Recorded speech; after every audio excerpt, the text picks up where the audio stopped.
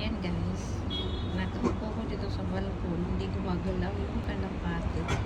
Naglilinis ako sa balkon ko, dumako siya dito guys. Tignan mo, kita niyo yung kalapati na yun. Ayaw pa lumipad. Hindi rin ako gumagalaw. Kala niya poste lang ako dito. Ayan yun.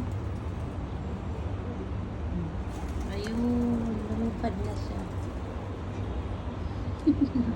Hindi siya gumagalaw eh. Akala niya pistato wala ako dito. Nililinis ko kasi mga ipot nila eh. Ano? Ayan o. Ipot ng ipot dito eh. Ayan yung baba. Nagsasayaw ako dito. Sige ang rails ko eh. Pasaway itong mga kalapati na to. Maya maya matutulog na ako kay pahinga. Alas 4 na ng hapon. Ayan. Rails ako ng rails. Please follow me.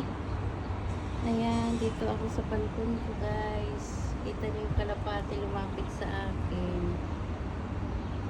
Ay, nako. Ayun.